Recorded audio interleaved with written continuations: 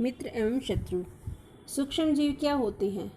वे जीव जो इतने छोटे होते हैं कि इन्हें हम नंगी आँखों से नहीं देख सकते, उन्हें हम सूक्ष्म जीव कहते हैं।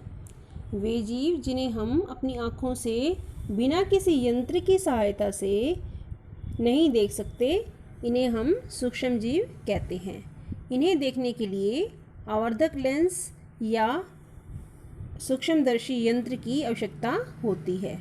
इन्हें सूक्ष्म जीव कहा जाता है। ये सभी जगह पाए जाते हैं। इनको हम मुख्यतः 4 वर्गों में बांटते हैं: जीवाणु, कवक, प्रोटोजोआ और शैवाल। 5वां वर्ग विषाणु। ये भी सूक्ष्म जीव हैं, लेकिन ये अन्य सूक्ष्म जीवों से भिन्न हैं। विषाणु या वायरस ये भी सूक्ष्म जीव हैं, परंतु यह अन्य सूक्ष्म जीवों से अलग हैं। तो हम सूक्ष्म जीवों को कितने वर्गों में बांटते हैं? जीवाणु, कवक, प्रोटोजोआ और शैवाल। और जो विषाणु है वो एक अलग वर्ग है, सूक्ष्म जीव का ही अलग वर्ग है। ये अलग क्यों है? क्योंकि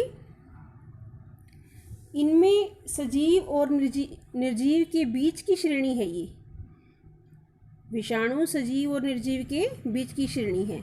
ये सजीव नहीं होते, लेकिन जब ये मानव शरीर में या किसी शरीर में चले जाते हैं, किसी शरीर में प्रवेश कर जाते हैं, तो ये मल्टीप्लाई करना शुरू कर देते हैं, ये बढ़ना शुरू कर देते हैं, अपने वृद्धि करना शुरू कर देते हैं। इसलिए हम इनको एक अलग वर्ग में रखते हैं। जैसे जुकाम जो है, इन्फ्लुएंजा, खांसी किसके द्वारा होते हैं? ये विषाणु के द्वारा होते हैं। और आप सभी जानते हो कि आज के इस समय जब पूरा भारत लॉकडाउन है, लगभग 1 महीने से भी ज़्यादा समय हो चुका है, हमारा देश लॉकडाउन है, हम अपने घरों के अंदर हैं, वो एक बीमारी के कारण, उस बीमारी का नाम क्या है? कोविड-19। कोविड बीमारी है जिसके कारण फैली हुई है महामारी, जिसके कारण हम सभी हमें बहुत प्रिकॉशंस रखनी है, घर पे रहना है, अपने साफ़ सफाई रखनी है। उसका कारण क्या है? उसका कारण है कोरोना वायरस। उसका कारण है कोरोना नाम का एक वायरस है, जिसके कारण यह बीमारी फैल रही है। इसके लिए हमें बहुत ही सावधानी बरतने की आवश्यकता है। तो यह किसके कारण से है? ये कोरोना वायरस के कारण है। बच्चों, अब मैं आपको सूक्ष्म जीव के विभिन्न वर्गों के एग्जाम्पल्स बता रही हूँ। जैसे पहला वर्ग है जीवाणु। इसके एग्जाम्पल हैं, इसके उदाहरण हैं स्पाइरल जीवाणु, छड़नुमा जीवाणु। इनके चित्र आप देख रहे हो। सेकंड जो कैटेगरी है शैवाल। इसके एग्जाम्पल्स हैं क्लैमाइडोमोनास, स्पाइरोगायरा। कौन कौन से हैं? क्लैमाइडोमोनास, सेकंड है स्पाइरोगायरा।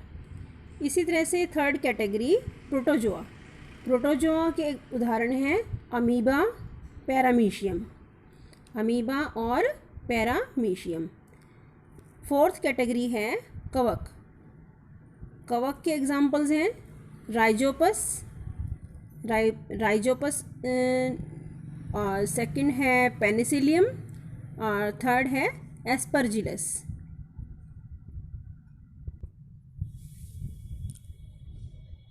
सूक्ष्म जीव कहाँ रहते हैं? सबसे पहली बात तो आपको ये बताते हैं कि सूक्ष्म जीव कैसे होते हैं। सूक्ष्म जीव एक कोशिकीय होते हैं।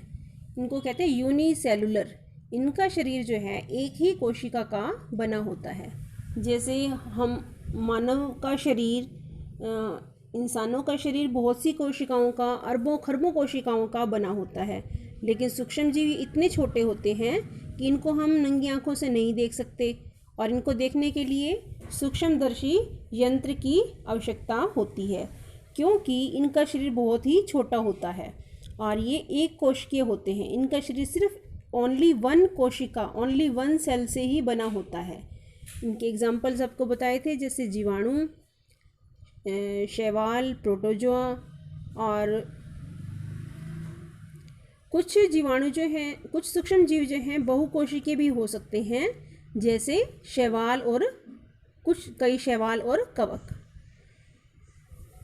नेक्स्ट क्वेश्चन है कि सूक्ष्म जीव कहाँ रहते हैं। सूक्ष्म जीव ये हर जगह पाए जाते हैं। ये दिखाई नहीं देते, इतने छोटे होते हैं कि दिखाई नहीं देते, लेकिन ये हर जगह पाए जाते हैं। हमारे शरीर में, हमारे हाथों पर और दलदल में, मरुस्थल में। ये गर्म और ठंडी हर परिस्थिति में जीवित रह सकते हैं।